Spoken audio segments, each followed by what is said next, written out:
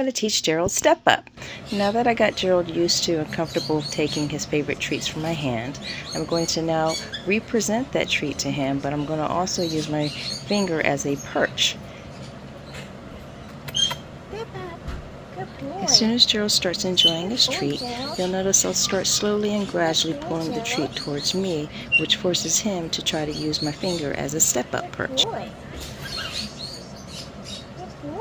And here's his first attempt at a step-up. Good boy. Good job. Step up. Good job. Good boy. One step up. You did it. Good boy. We keep our training sessions short and we always end on a positive note. Good job, Gerald!